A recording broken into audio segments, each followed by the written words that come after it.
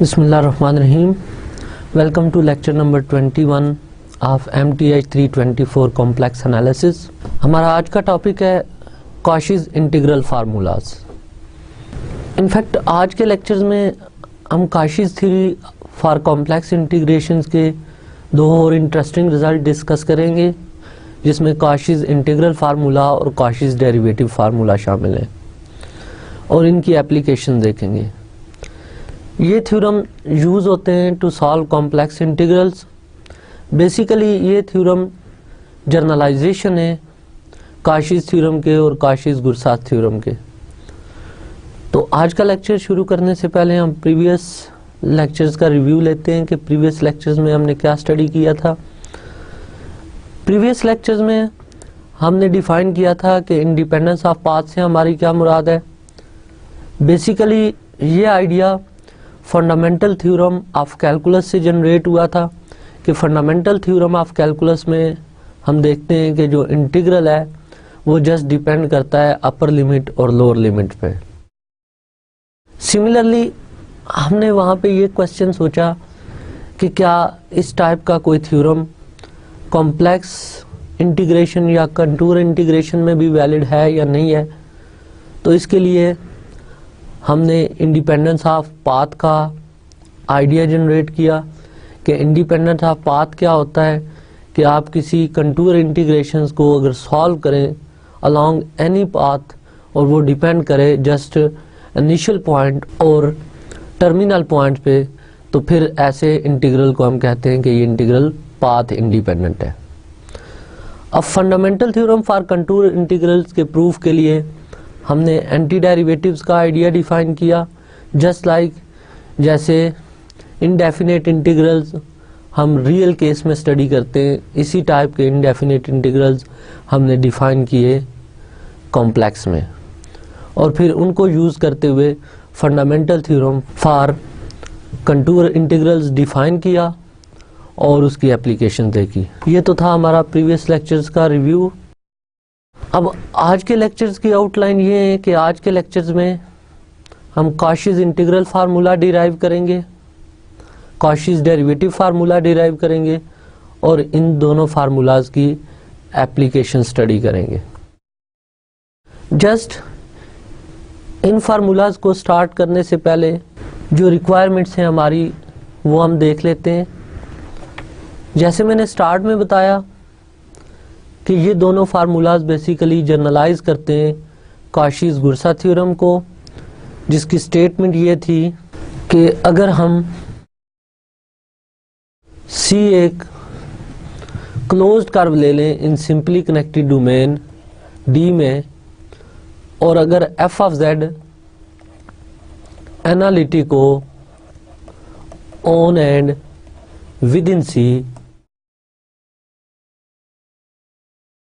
Then integral C f of z dz की value 0 होती है।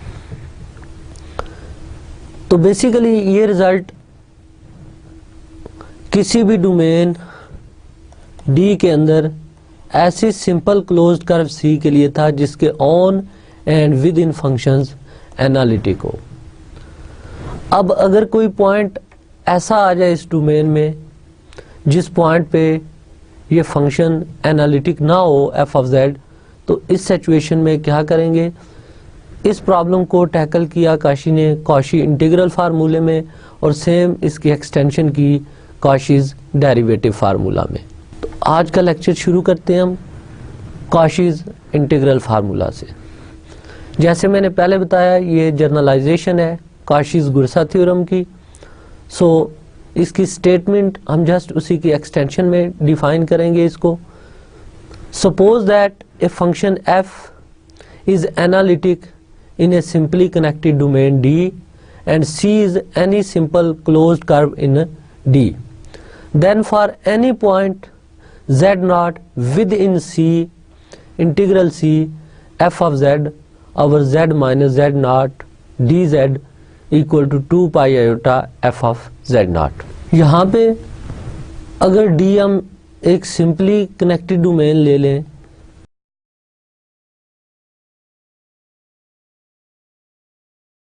यहाँ पे डी अगर हम एक सिंपली कनेक्टेड डोमेन ले लें और सी इसमें कोई एक क्लोज्ड कर्व ले लें,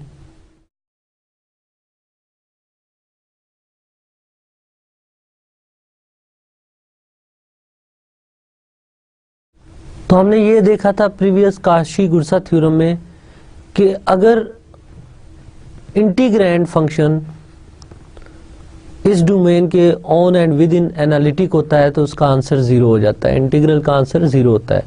बट सपोज अब z0 एक ऐसा पॉइंट है जो इन सी है, तो अब इस function f of z over z minus z0 पे काशी-गुरसा थ्योरम एप्लीकेबल नहीं है। रीजन ये है कि इंटीग्रैंड फंक्शन जो f of z over z minus z0 है, ये z0 पे एनालिटिक नहीं है। तो फिर ऐसी सिचुएशन में हम क्या करेंगे? इस सिचुएशन में इन इंटीग्रल को सॉल्व करने के लिए काशी ने एक और थ्योरम प्रूव किया known as Cauchy integral formula, और ये थ्योरम स्टेट ऐसे होता है कि integral C f of z over z minus z naught d z is 2 pi iota f of z naught. यहाँ पे जस्ट कंडीशंस को स्ट्रिक्टली ऑब्जर्व करें कि सी सिंपल क्लोज्ड कर्व होनी चाहिए, डी सिंपली कनेक्टेड डोमेन होनी चाहिए, और फंक्शन एफ जो न्यूमरेटर में यूज हो रहा है ये एनालिटिक होना चाहिए on and within C. तो फिर इस टोटल इंटीग्रल का आंसर जो है ये डिपेंड करेगा just F of z not पे। तो ये रिमार्केबल रिजल्ट जब प्रूफ हो जाएगा तो इसमें टोटल इंटीग्रल जो है F of z over z minus z naught d Z, इसकी वैल्यू जस्ट डिपेंडेंट हो जाएगी एक complex number F of z not पे। थ्योरम का प्रूफ हम स्टार्ट करते हैं। यहाँ पे जो हमारा ट्रबलिंग फैक्टर है, जो पॉइंट ट्रबलिंग है, वो है जेड नॉट। सो हम ये करते हैं कि जेड नॉट को हम कवर कर लेते हैं एक सूटेबल पाथ से, एक सर्कुलर पाथ से। लेट अस सपोज ये सर्कल C1 है। Let C1 be a circle centered at Z0 and radius very small.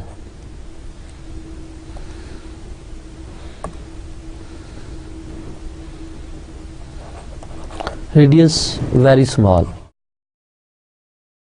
Okay, अब काशीज थ्योरी का ही हमने एक रिजल्ट प्रूव किया था कि इस केस में अगर आप इस टोटल इंटीग्रैंड का इंटीग्रल अलोंग सी कर्व लें या इंटीग्रल अलोंग C1 कर्व लें, इन दोनों इंटीग्रल्स का आंसर सेम आएगा।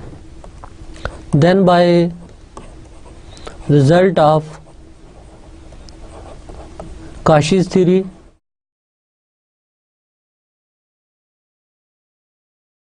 Integral C f of z over z minus z naught dz, this is equal to integral C1 f of z over z minus z naught dz।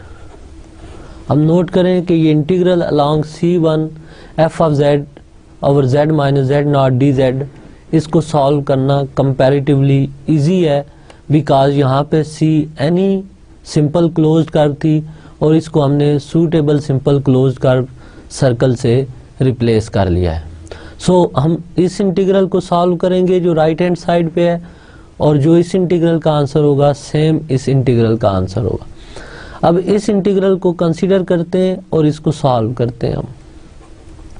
So consider integral C1 f of z over z minus z naught dz। अब यहाँ पे एक trick मैं use कर रहा हूं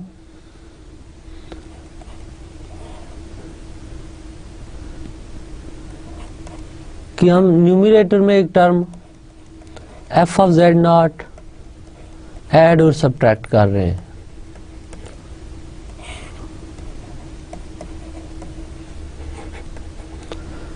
आप note करें कि इस टोटल इंटीग्रल को हम ब्रेक कर सकते हैं, integral along C1 f of z over z minus z naught dz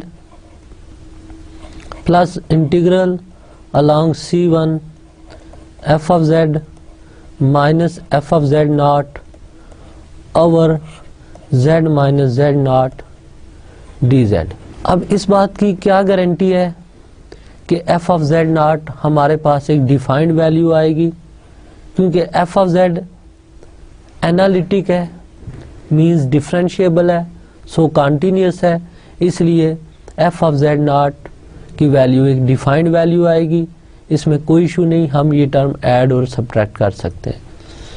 then आप यहाँ नोट करें कि ये integral with respect to z है, so f of z naught एक नंबर है हमारे पास, कॉम्प्लेक्स नंबर है, एज ए कांस्टेंट ट्रीट करें और इसको साइन ऑफ इंटीग्रेशन से बाहर ले आए। 1 over z minus z not dz, और सेकंड इंटीग्रल को फिलहाल हम एज इट इज लिख लेते हैं।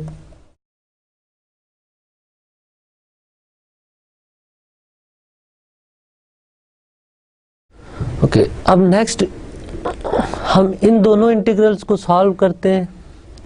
अब फर्स्ट इंटीग्रल रिकॉल करें कि हमने प्रूव किया था कि इंटीग्रल c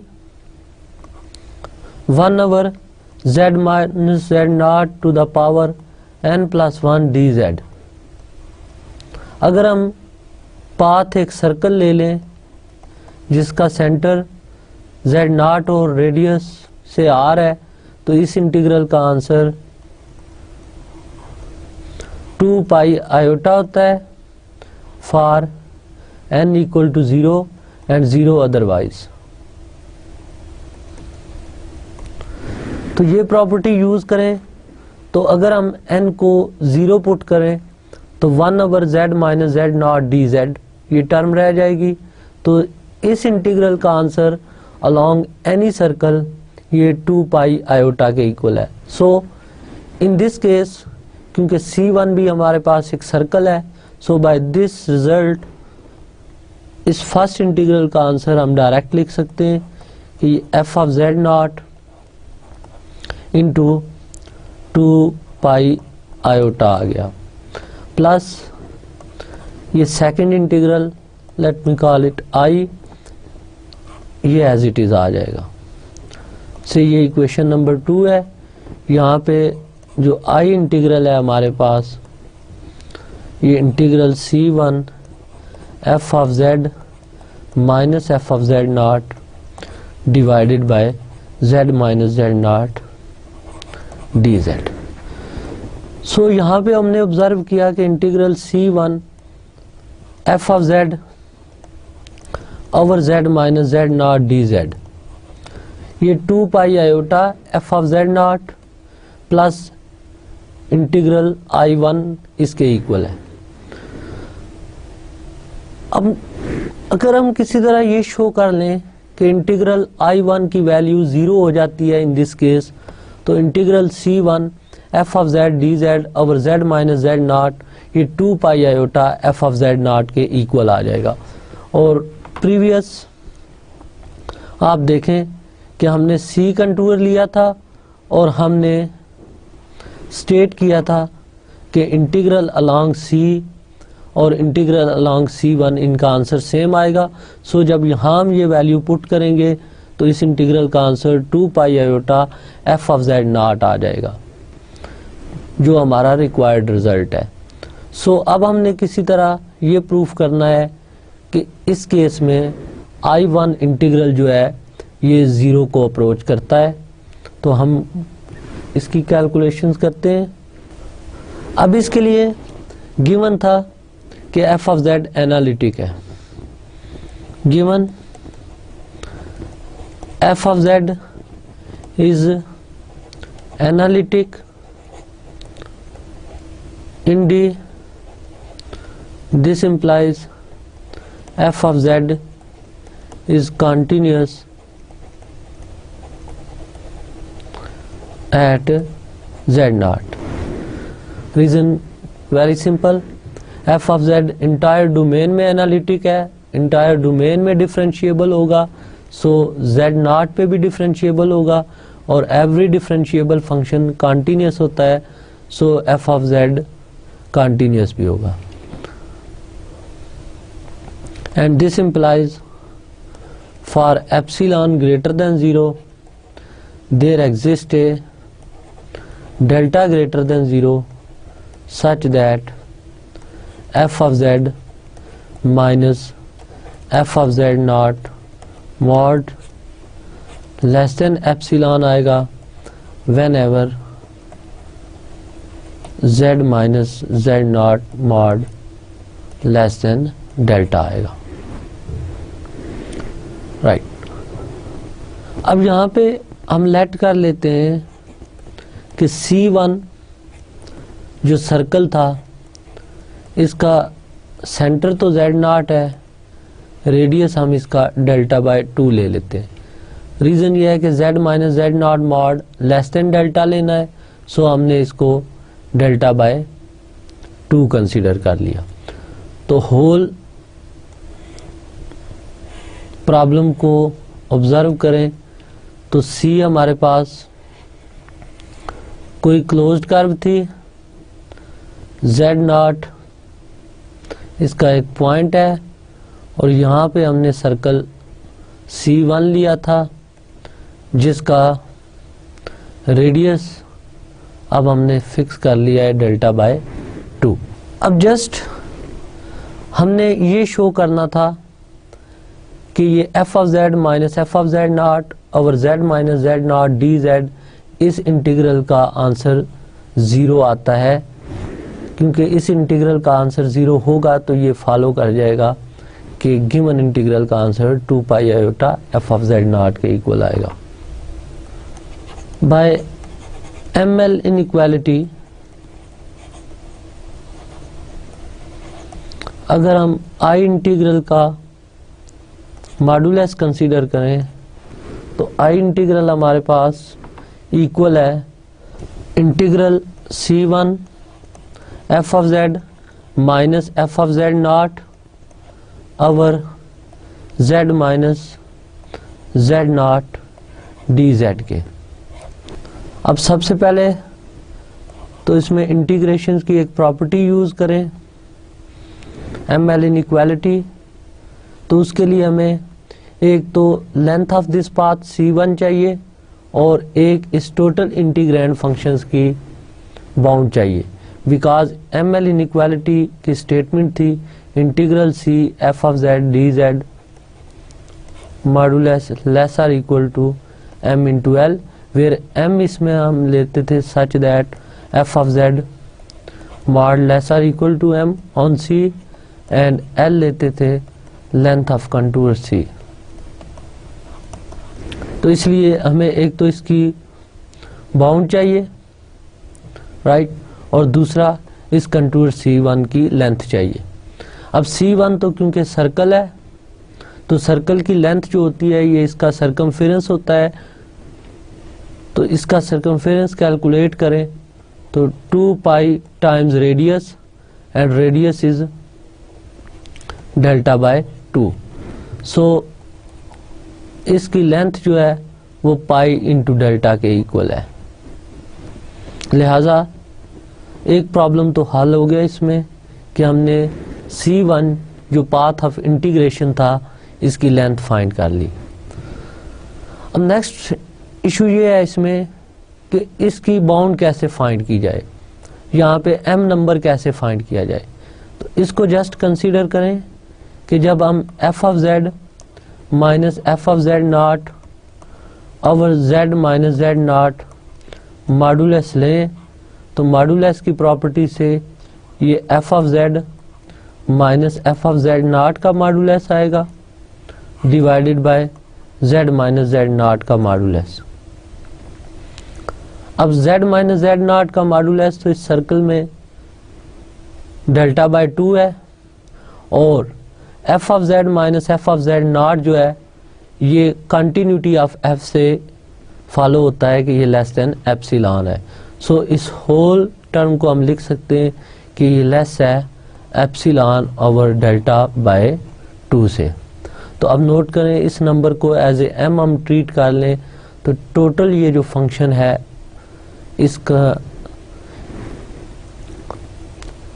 इसकी अपर बाउंड फाइंड होगी which is m। So by ML inequality this is less than or equal to epsilon over delta by 2 into length of the contour which is pi delta। Delta delta से cancel, this is equal to 2 pi epsilon. So यहाँ से हमने observe किया कि I mod is less or equal to 2 pi epsilon. अब जब epsilon हम 0 के इक्वल लेंगे, अब जब एप्सिलॉन 0 को अप्रोच करेगा तो आप नोट करें आई मॉडुलस भी 0 को अप्रोच करेगा and this implies I is equal to 0। तो ये कंप्लीट इसका प्रूफ था जिसमें हमने शो किया कि आई इंटीग्रल की वैल्यू 0 हो जाती है। अब जब हम एप्सिलॉन 0 को अप्रोच करवाएंगे तो इनफैक्ट ये कंटिन्यूटी इस बात की गारंटी देती है कि हम एप्सिलॉन कोई भी पॉजिटिव नंबर ले सकते हैं, बिकॉज ये रिजल्ट ट्रू है for every epsilon greater than 0। तो यहाँ पे आई इंटीग्रल की वैल्यू 0 आ गई। सो जस्ट प्रीवियस स्लाइड में देखें तो अगर हम आई इंटीग्रल को 0 लेते हैं तो integral C1 f of z over z minus z not d Z, इसका आंसर है 2 pi iota f of z not.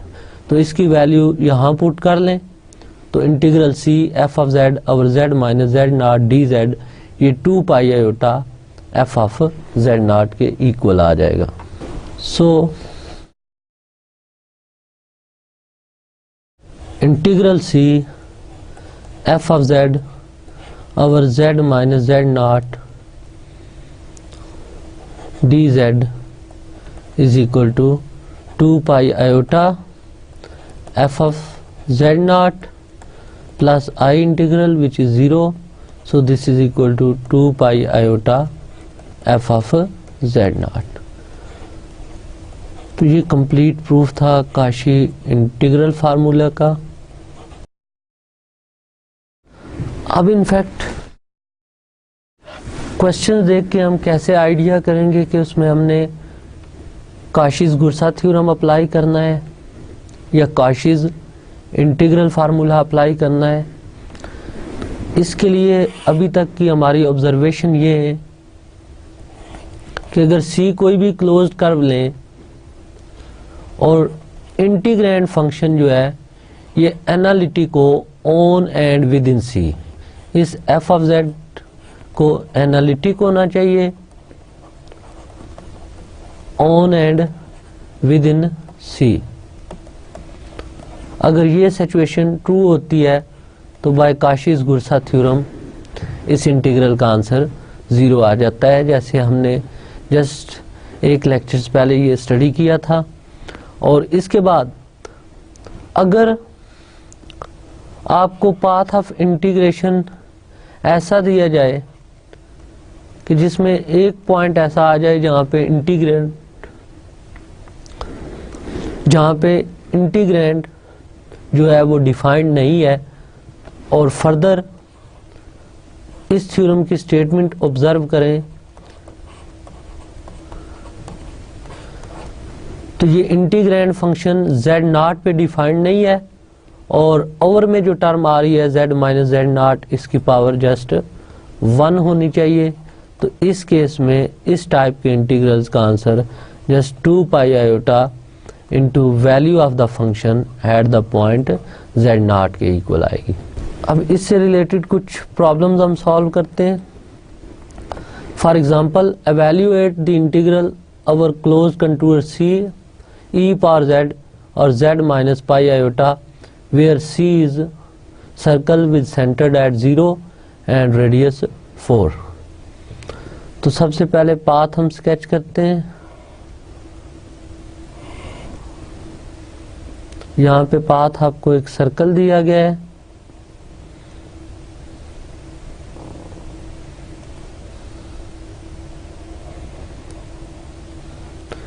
जिसका सेंटर 0, रेडियस 4 है।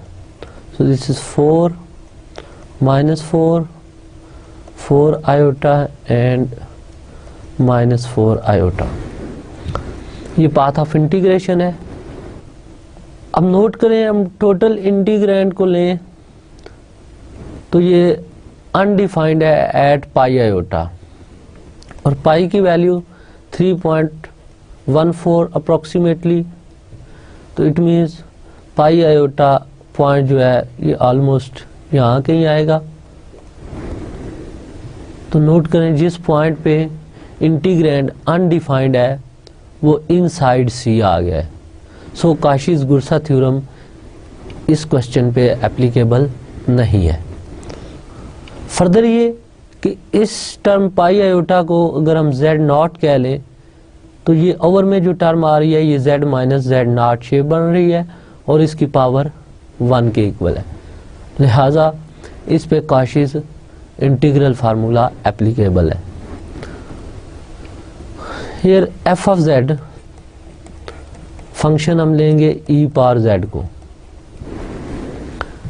तो नोट करें कि f of z e power z है, ये एनालिटिक है everywhere in the complex plane, so is analytic on and within C। ठीक, clearly f of z is analytic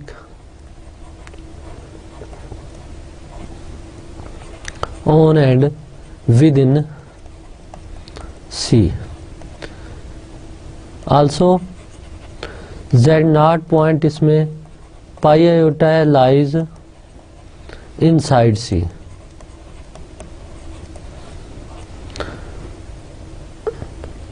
by Cauchy's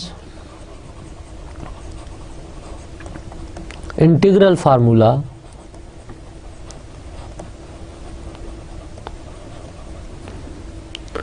integral C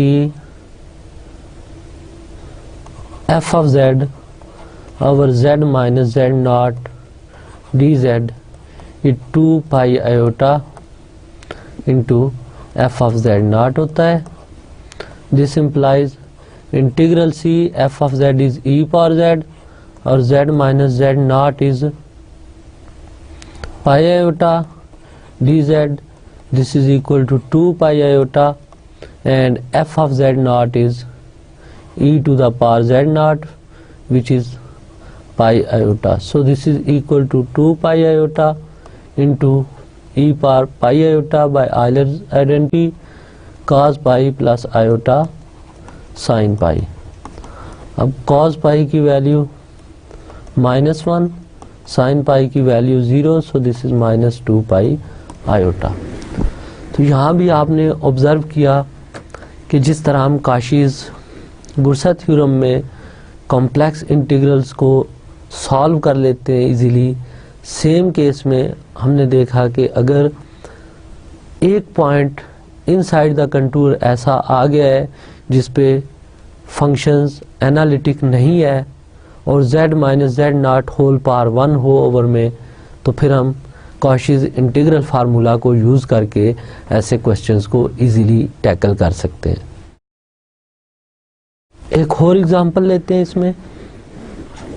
evaluate integral C cos 2z plus cos hyperbolic 2z over z dz where C is a circle centered at 0 and radius 1। सो सबसे पहले path of integration इसमें भी हम sketch करते हैं। Again path is a circle centered at 0, radius 1।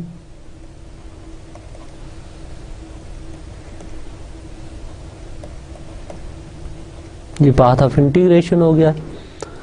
अब integrant note करें cos 2z plus cos hyperbolic 2z divided by z। ये अनडिफाइंड है, नॉट एनालिटिक है एट z इक्वल टू 0 पे। सो काशीस-गुरसा थ्योरम इस क्वेश्चन पे भी एप्लीकेबल नहीं है। अब ओनली सिंगुलरिटी जो है इस केस में वो 0 पे है, सो z minus 0 to the power 1 है, लिहाजा काशी इंटीग्रल फार्मूला एप्लीकेबल है। Here f of z is equal to cos 2z plus cos hyperbolic 2z। अब cos 2z एनालिटिक है on and within C, cos hyperbolic 2z भी analytic है on and within C, तो हम कह सकते हैं कि ये f of z is analytic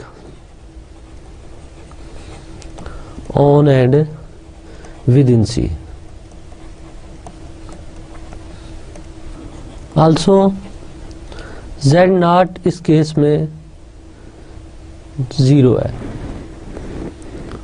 so f of z not हम फाइंड कर लें तो ये cos 0 plus cos hyperbolic 0, cos 0 की वैल्यू 1, cos हाइपरबोलिक 0 भी 1, so this is equal to 2।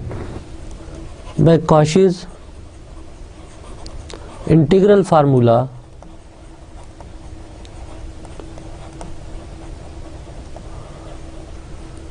Integral C f of z which is cos 2z plus cos hyperbolic 2z divided by z dz is equal to 2 pi iota f of z naught, so 2 pi iota into 2 which is 4 pi iota। तो यहाँ भी आप देख रहे हैं कि ये complicated integrals हैं, बट काशीस थ्योरी से हम इनको वेरी इजीली टैकल कर रहे हैं और इनके सॉल्यूशंस इवन अगर फंक्शंस किसी पॉइंट पे नॉन एनालिटिक भी है तो स्टिल हम इस पोजीशन में हैं कि इनके आंसर्स हम फाइंड कर सकें यूजिंग काशीस थ्योरी। नेक्स्ट अब थोड़ा सा कॉम्प्लिकेटेड प्रॉब्लम स्टडी करते हैं। For example integral C 9z square minus iota z plus 4 over z into z square plus 1। इस इंटीग्रल को हम सॉल्व करते हैं along circle centred at 0 and radius 2। So path is a circle centered at 0, radius 2, so this is 2 minus 2 and 2 iota minus 2 iota। ये path of integration हो गया। अब यहाँ पे इंटीग्रेंड नोट करें कि 0 पे नॉन एनालिटिक है, आयोटा पे नॉन एनालिटिक है और माइनस आयोटा पे भी नॉन एनालिटिक है। सो 0 आयोटा माइनस आयोटा, ये 3 पॉइंट्स ऐसे आ गए जिन पे ये इंटीग्रैंड नॉन एनालिटिक है। लिहाजा अब इस क्वेश्चन में हम क्या करेंगे, क्योंकि अभी हमने जो काशीज इंटीग्रल फार्मूला किया है वो तो सिंगल पॉइंट्स के लिए था, बट इसमें तो 3 पॉइंट्स ऐसे हैं जहाँ पे फंक्शंस नॉन एनालिटिक है और तीनों के तीनों पॉइंट्स इनसाइड सी लाई कर रहे हैं। तो अब इस प्रॉब्लम को टैकल करने के लिए हम सबसे पहले इसको रिजॉल्व करते हैं पार्शियल फ्रैक्शंस के थ्रू पार्ट्स में। So consider 9z square minus iota z plus 4 divided by z into z square plus 1। तो फर्स्ट ऑफ ऑल ये 9z square minus iota z plus 4 divided by z into z square plus 1 के factor करें तो z plus iota z minus iota इसकी factorisation आ जाती है। यहाँ से इसको आप फ्रैक्शंस में रिजॉल्व करें, plus 4 over z into z square plus 1 को means z plus iota into z minus iota को, तो ये a over z plus b over z plus iota plus c over z minus iota आ जाएगा। अब हम a, b और c find out करते हैं। This implies 9z square minus iota z plus 4, this is a times z plus iota z minus iota plus b times z into z minus iota plus c into z into z plus iota आ गया। अब यहाँ सबसे पहले हम इस equation में put z equal to 0, तो z को 0 पुट करें तो ये 4 इक्वल टू z को 0 सब्स्टिट्यूट करने से ये टर्म आएगी a into iota into minus iota plus 0 and iota square is -1, so this is +1, so this implies a is equal to 4। इसी तरह b फाइंड आउट करें तो b के लिए हम z को माइनस आयोटा पुट करते हैं, put z is equal to minus iota, so minus iota square is -1, minus iota square is equal to iota square, so this is -1, तो z को माइनस आयोटा पुट करें तो ये -9 आ जाएगा, और z को माइनस आयोटा पुट करें तो ये plus iota square, so this is -1 plus 4 is equal to z को माइनस आयोटा पुट करने से ये फर्स्ट टर्म 0, z को माइनस आयोटा पुट करने से माइनस आयोटा इंटू -2 आयोटा आ जाएगा, और प्लस c 0 के इक्वल हो जाएगा।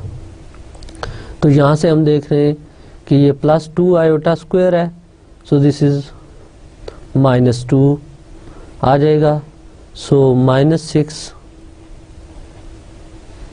Is equal to -2b, and this implies b is equal to 3। Similarly आपने z को आयोटा पुट करके a की वैल्यू फाइंड आउट करनी है।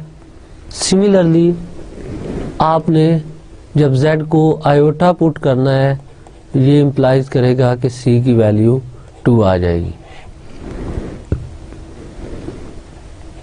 तो यहाँ हमने देखा कि a की वैल्यू 4 है, b की वैल्यू 3 है, c की वैल्यू 2 आई है। सो फ्रैक्शन बिकम्स, जस्ट इसमें सब्स्टिट्यूट करें, 9z square minus iota z plus 4 over z into z square plus 1, 9z square minus iota z plus 4 over z into z square plus 1, इसके partial fractions form I है 4 over z plus b की value put करें which is 3 over z plus iota, और c की value put करें तो 2 over z minus iota आ गई।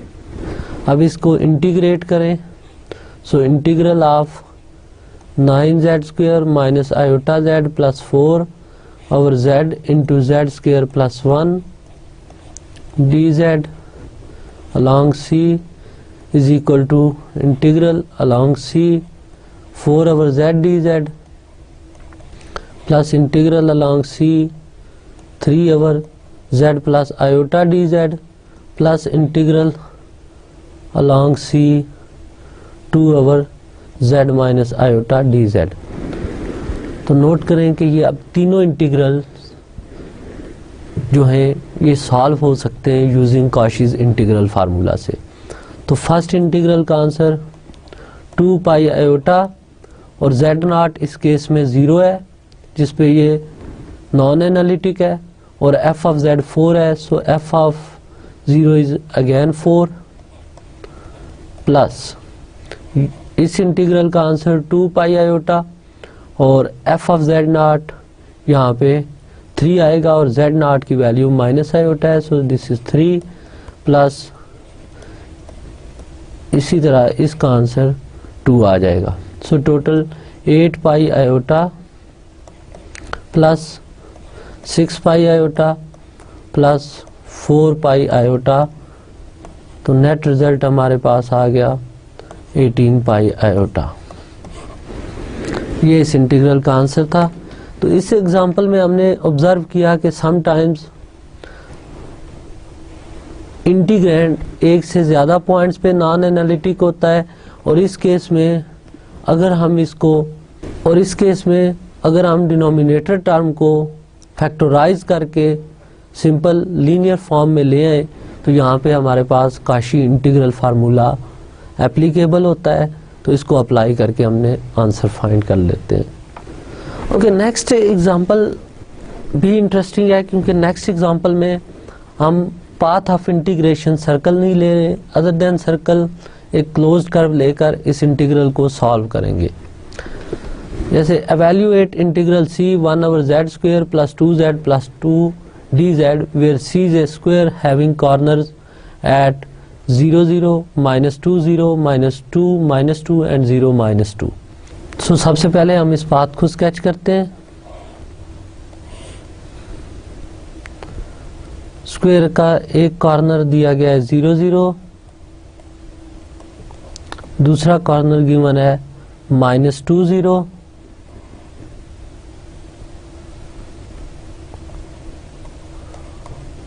Third corner है -2 -2,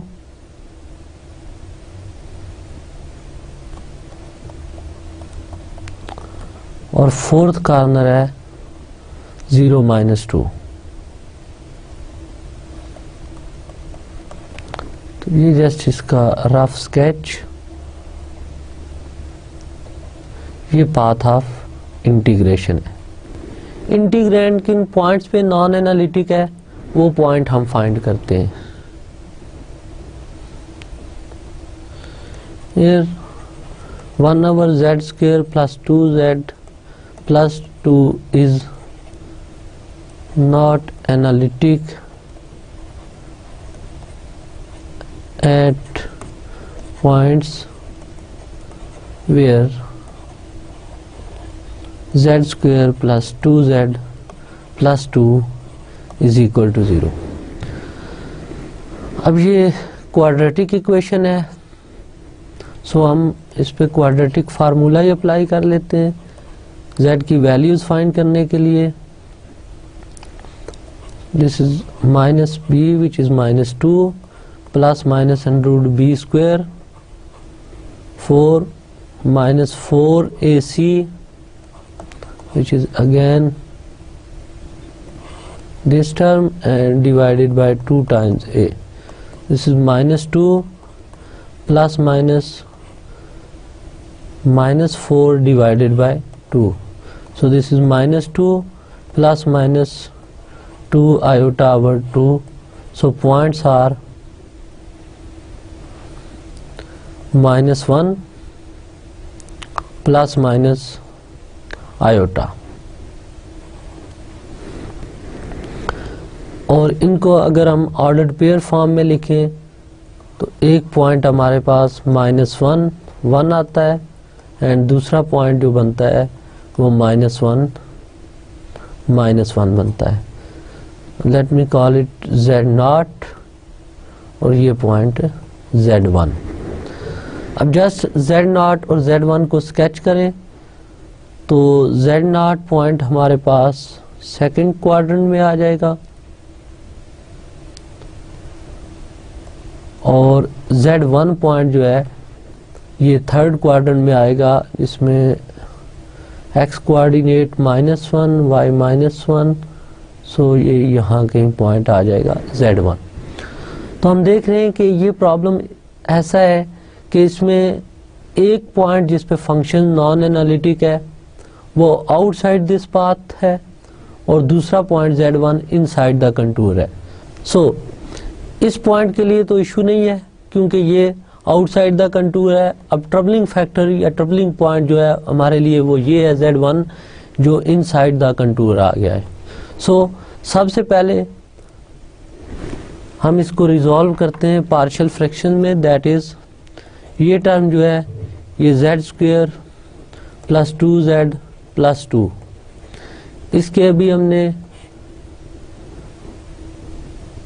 फैक्टर्स देखे तो वो z minus z not into Z minus z1 बनते हैं। That is 1/z minus z not की वैल्यू सब्स्टिट्यूट करें which is -1 plus iota -1, so this is +1 and plus iota becomes minus iota, and second z minus z1 की value put करें, z1 की value है -1 minus iota, so this is +1 plus iota. अब यहाँ भी हमने इसको प्रोडक्ट ऑफ लीनियर फैक्टर्स में ब्रेक कर लिया है, तो अब हम इनको पार्शियल फ्रैक्शंस में रिजॉल्व करेंगे। सो 1/z plus 1 minus iota into z plus 1 plus iota, इसको सिंप्लीफाई करें a/z plus 1 minus iota plus b/z plus 1 plus iota. In terms को सिंप्लीफाई करें और a और b की वैल्यूज फाइंड करें। तो आफ्टर सिंप्लीफिकेशन a की कुछ वैल्यू आ जाएगी और इसी तरह b की कुछ वैल्यूज आ जाएगी, राइट। अब हम इसको अगर इंटीग्रेट करें तो ये हमारे पास आंसर आ जाएगा integral along c 1/z square plus 2z plus 2 dz। तो ये a की जो भी वैल्यू है, late me call it small a, तो ये small a/z plus 1 minus iota integral c dz, और इसी तरह b की जो वैल्यू आएगी सपोज कर लेते हैं स्मॉल b है, सो ये integral b/z plus 1 plus iota dz के इक्वल आ जाएगा। यहाँ पे ऑब्जर्व करें कि जो पॉइंट z0 था दैट इज -1 प्लस आयोटा था, ये आउटसाइड द कंटूर था। सो ये first point outside the contour होने की वजह से ये जो इंटीग्रैंड है ये on and with in contour analytic है। So bye Cauchy's Gursa theorem इस इंटीग्रल का आंसर 0 आ जाएगा। बट यहाँ पे क्योंकि ये पॉइंट जो z1 आया था ये इनसाइड आया था, लिहाजा इस पे कॉशीज इंटीग्रल फार्मूला अप्लाई होगा, तो इसका आंसर 2 पाई आयोटा और f ऑफ z1 आ जाएगा, क्योंकि f ऑफ z यहाँ पे कांस्टेंट नंबर आएगा b, लिहाजा इसका आंसर b आ जाएगा। तो ये 2 पाई आयोटा इंटू b की वैल्यू आपने यहाँ फाइंड की होगी, वो वैल्यू यहाँ पुट करें तो इसका आंसर आ जाएगा। सो यहाँ तक हमने कॉशीज इंटीग्रल फार्मूला का प्रूफ और एप्लीकेशन देखी। तो हमने ऑब्जर्व किया कि कॉशी इंटीग्रल फार्मूला अगर पाथ ऑफ इंटीग्रेशन सर्कल है और सिंगुलरिटी या वो पॉइंट जिस पे फंक्शन एनालिटिक नहीं होते वो इनसाइड द कंटूर आ जाए तो स्टिल कॉशीज थ्योरी हेल्प कर रही है। और इस एग्जांपल में हमने ऑब्जर्व किया इवन पाथ अगर सर्कल नहीं है बल्कि हमारे पास स्क्वायर है जो एक पीस वाइज स्मूथ कर्व है, तो इस तरह के पाथ्स में भी ये फार्मूला हेल्प कर रहा है इंटीग्रल्स को सॉल्व करने के लिए। सो इसके प्रूफ के लिए हम इंडक्शन प्रिंसिपल यूज करेंगे। हम इसको पहले प्रूफ करेंगे फॉर n इक्वल टू 1 के लिए, देन हम इसका प्रूफ देखेंगे फॉर n इक्वल टू 2 और इसको जर्नलाइज करेंगे using Leibniz technique of journalisation से। अब ऑब्जर्व करें कि अगर हम n को 1 लेते हैं तो integral c f of z और z minus z not to the power 2 dz ये इक्वल आता है 2 पाई आयोटा और 1 factorial f dash at z not. So इसके लिए हमने सिंपली कनेक्टेड डोमेन D में एक क्लोज्ड कर्व C ली और एक पॉइंट ले लिया z0 जो लाई कर रहा है इनसाइड C।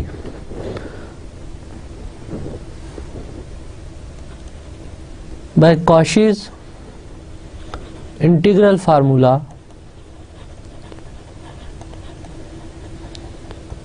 अगर हम वैल्यू देखें integral C f of z और z माइनस z0 dz की, तो ये इक्वल आती है 2 pi iota f eight z0। तो यहाँ से f ऑफ z0 की value 1/2 pi iota integral C f of z over z minus z0 dz आ जाएगा।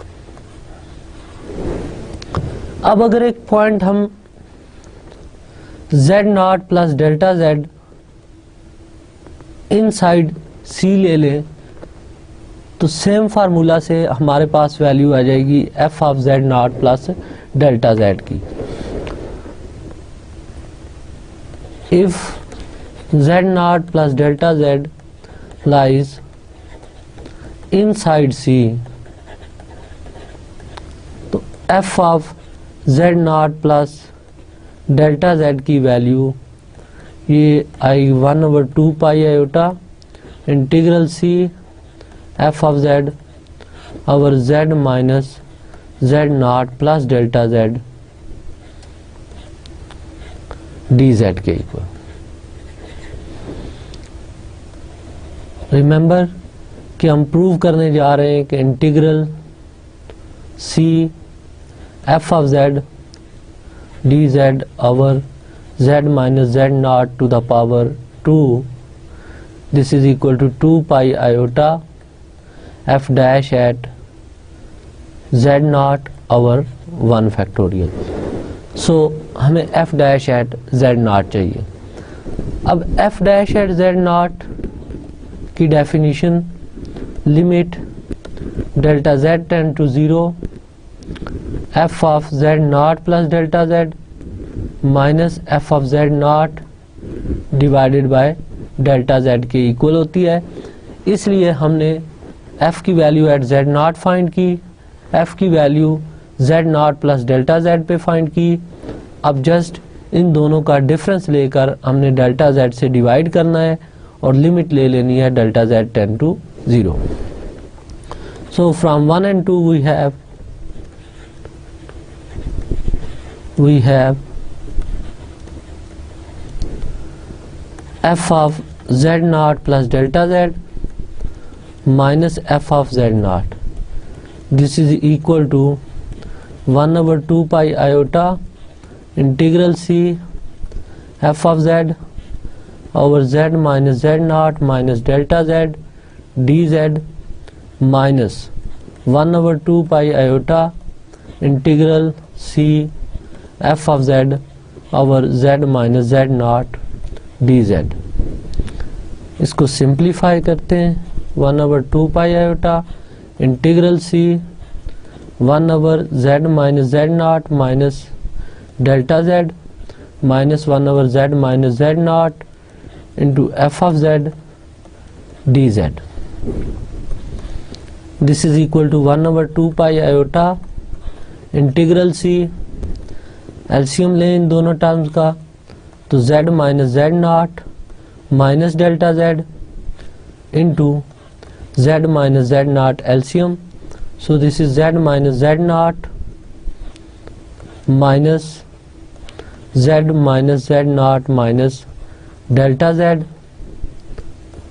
f of z dz।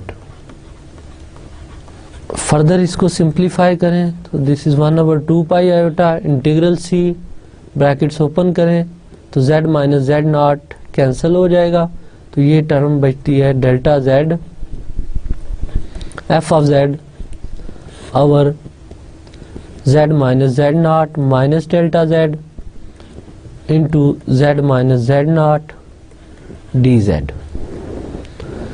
अब जस्ट डेरिवेटिव की डेफिनेशन कंप्लीट करने के लिए दोनों साइड्स को हमने डेल्टा z से डिवाइड करना है और लिमिट ले लेनी है delta z tend to 0।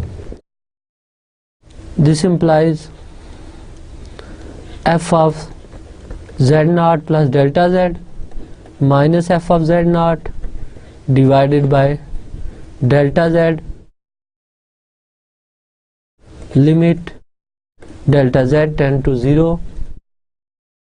This is equal to limit delta z tend to 0 1 over 2 pi iota delta z integral c delta z f of z divided by z minus z naught minus delta z into z minus z naught dz.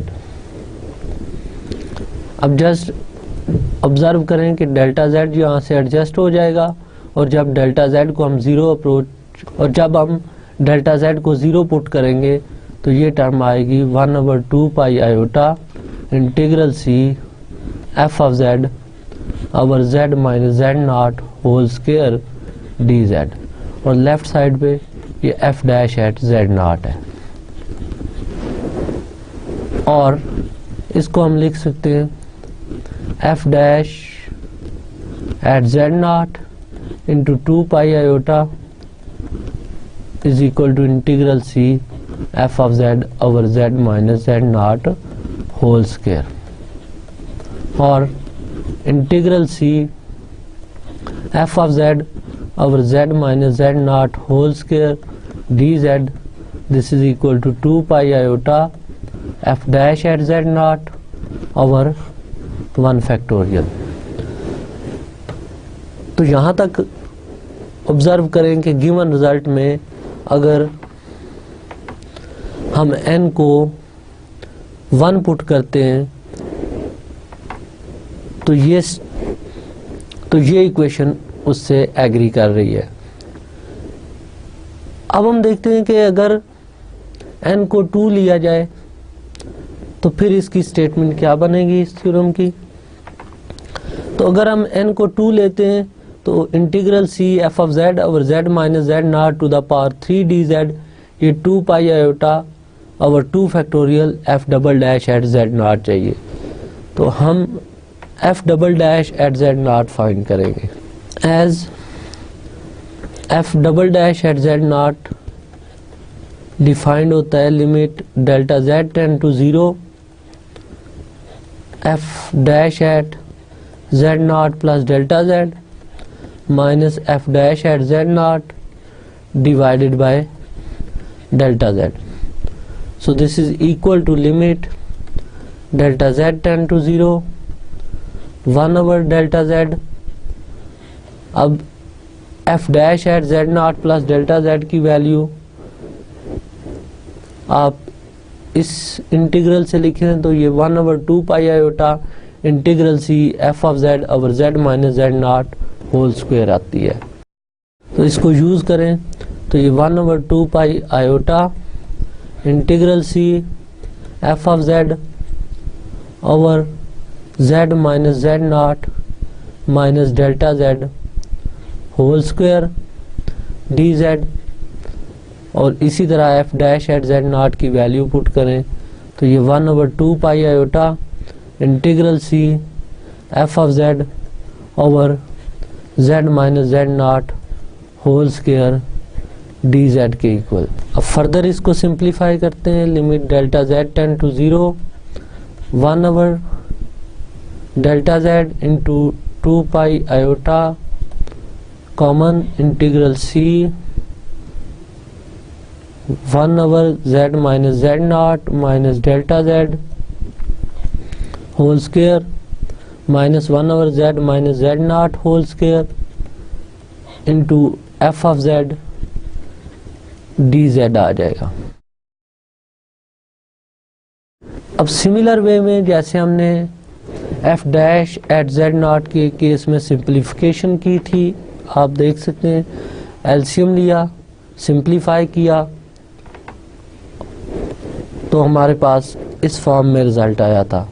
तो यहाँ भी हमने in terms का LCM लेना है simplify करना है और जब डेल्टा z 0 को अप्रोच करेगा तो इसका आंसर आपके पास आ जाएगा 2 pi iota integral c f of z over z minus z naught whole cube dz, और इसको हम लिख सकते हैं integral c f of z over z minus z naught whole cube dz is equal to 2 pi iota f double derivative at z naught divided by 2 factorial। सो ये Cauchy's derivative फार्मूले का प्रूफ था for n is equal to 2। Similarly n equal to 3, n equal to 4 and so on, इन values के लिए हम इस रिजल्ट को प्रूव करें तो इन जनरल जो हमारे पास स्टेटमेंट बनेगी वो ये बनेगी integral c f of z over z minus z naught to the power n plus 1 dz, this is equal to 2 pi iota f nth derivative at z naught divided by n factorial, जो Cauchy's derivative formula की statement है। अब यहाँ पे हम देखते हैं कि for different values of n Cauchy's derivative formula किन किन थ्योरम्स को जर्नलाइज करता है। नोट करें, अगर n को हम 0 लेते हैं तो integral c f of z over z minus z naught dz, ये 2 पाई आयोटा f का 0th डेरिवेटिव मीन्स f का no derivative into f of z not के इक्वल आ जाएगा over 0 factorial which is 1। So ये Cauchy's integral formula की statement बन जाती है। So Cauchy's derivative formula generalize Cauchy's integral formula. अब डिफरेंट क्वेश्चंस में कैसे हमें पता चलेगा कि हमने काशीज गुरसा थ्योरम यूज़ करना है, काशीज इंटीग्रल फार्मूला यूज़ करना है या काशीज डेरिवेटिव फार्मूला यूज़ करना है। तो जस्ट इस चीज़ को हम देखते हैं। फर्स्ट थिंग कि अगर f ऑफ z एनालिटिक है on and within c, तो काशीज गुरसा थ्योरम से इस इंटीग्रल का आंसर 0 आ जाता है। अब अगर एक पॉइंट इनसाइड कंटूर ऐसा आ जाता है जहाँ पे इंटीग्रैंड एनालिटिक नहीं है, तो फिर f of z over z minus z not dz की वैल्यू आती है 2 pi iota f of z not. अब अगर इस factor z minus z not की पावर इंक्रीज हो जाए तो फिर हमने काशीज डेरिवेटिव फार्मूला अप्लाई करना है। For example z minus z naught to the power 2 हो गई, 3 हो गई, 1 से ग्रेटर जब भी पावर आएगी कोई भी इंटीजर, तो फिर हम काशीज डेरिवेटिव फार्मूला अप्लाई करेंगे, क्योंकि यहाँ पे इसकी स्टेटमेंट में z minus z naught to the power n plus 1 involve हो रही है। अब इस थ्योरम को अप्लाई करते हुए हम कुछ एग्जांपल्स देखते हैं।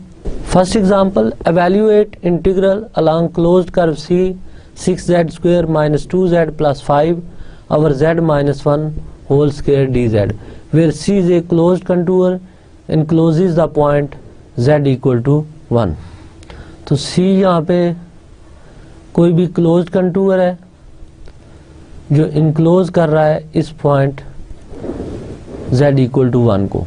तो सिंगुलरिटी यानी वो पॉइंट जिस पे फंक्शन एनालिटिक नहीं है वो इनसाइड द कंटूर आ गई है, इसलिए यहाँ पे या काशीज डेरिवेटिव फार्मूला अप्लाई होगा या Kashi integral formula.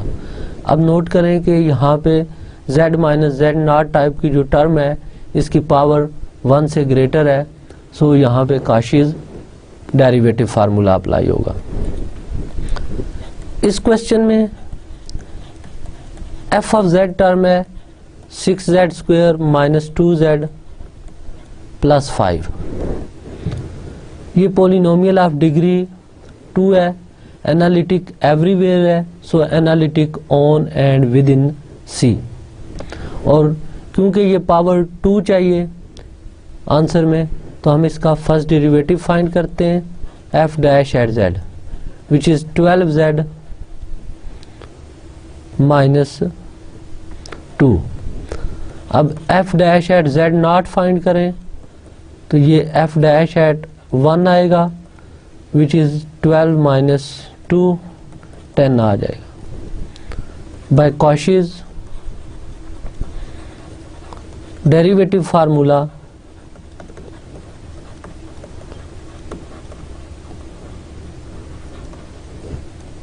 Integral C f of z over z minus z not to the power 2 d z, ये इक्वल होता है 2 pi iota f dash at z not divided by 1 factorial. This is equal to 2 pi iota और f dash at z not हमने find किया हुआ है ये 10, सो 20 पाई iota इसका आंसर आ जाएगा। तो यहाँ पे अगेन हमने ऑब्जर्व किया कि ये कॉम्प्लिकेटेड फॉर्म में जो इंटीग्रल होते हैं, अगर सर्टन रिस्ट्रिक्शन ले लें कि एफ ऑफ जेड एनालिटिक हो, कंटूर क्लोज्ड हो, तो फिर काशीज़ थ्योरी हेल्प करती है ऐसे क्वेश्चंस को सॉल्व करने के लिए। Let us take another example. Again ये कॉम्प्लिकेटेड इंटीग्रल है और इंटीग्रल को हमने सॉल्व करना है on c where c is unit circle.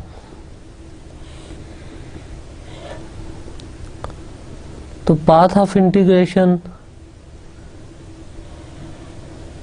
एक सर्कल, सेंटर्ड ओरिजिन, रेडियस 1, ये पाथ ऑफ इंटीग्रेशन हमने स्केच किया। इस क्वेश्चन में एफ ऑफ जेड जो है ये जेड प्लस 1 और Z power 4 plus 2 iota Z cube है। अगर हम इसमें से जेड क्यूब कॉमन ले लें तो ये जेड प्लस 2 आयोटा है और इसको हम रीराइट कर लें इस फॉर्म में जेड प्लस 1 और जेड प्लस 2 आयोटा और जेड क्यूब में। और अगर अब इस टर्म को जेड प्लस 1 और जेड प्लस 2 आयोटा को मैं एफ 1 ऑफ जेड कह लूँ तो एफ ऑफ जेड इक्वल हो जाएगा f 1 of z divided by z cube, where f 1 of z इस केस में हमने लेट किया है जेड प्लस 1 और z plus 2 iota, z plus 1 और जेड प्लस 2 आयोटा।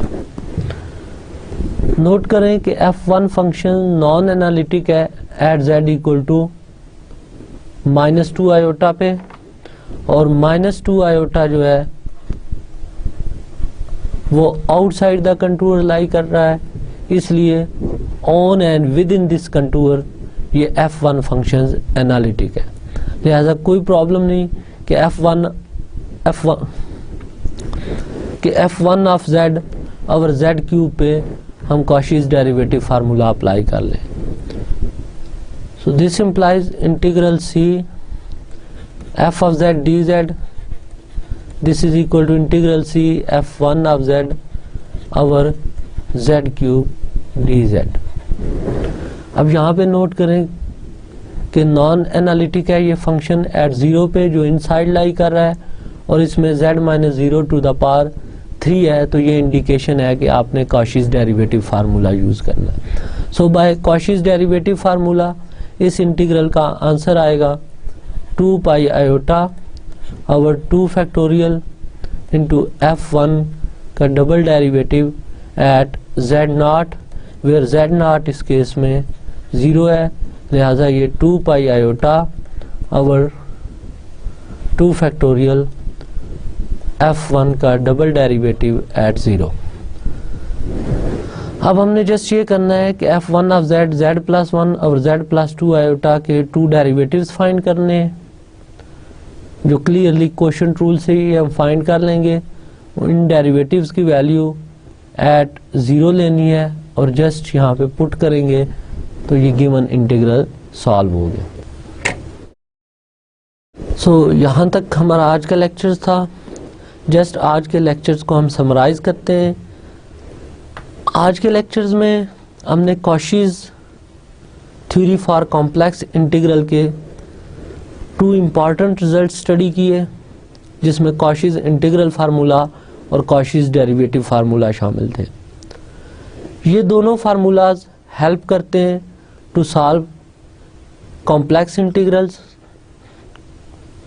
और फर्दर जो कॉशीज़ डेरिवेटिव फार्मूला था उससे कुछ जो इम्पॉर्टेंट रिज़ल्ट फॉलोज होते हैं, उसमें एक रिज़ल्ट ये भी है कि ये थ्योरम गारंटी देता है कि अगर किसी पॉइंट z0 पे फंक्शन एनालिटिक है तो उस पॉइंट पे उसके ऑल ऑर्डर के डेरिवेटिव्स एग्जिस्ट करते हैं।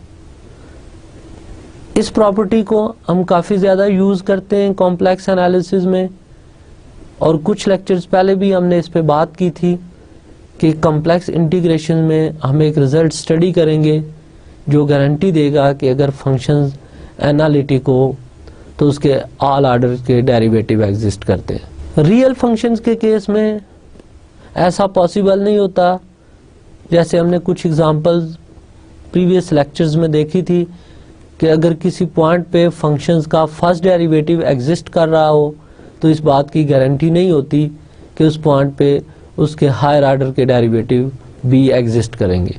बट कॉशीज़ डेरिवेटिव फार्मूला से कॉम्प्लेक्स एनालिसिस में ये गारंटी मिलती है कि अगर किसी पॉइंट पे फंक्शन एनालिटिक है तो उस पॉइंट पे उस फंक्शंस के ऑल ऑर्डर के डेरिवेटिव्स एग्जिस्ट करेंगे। होपफुली नेक्स्ट लेक्चर्स में हम इन रिजल्ट्स को यूज़ करते हुए फर्दर एक्सप्लोर करेंगे कॉशीज़ थ्योरी की application. Till then take care, अल्लाह हाफिज़।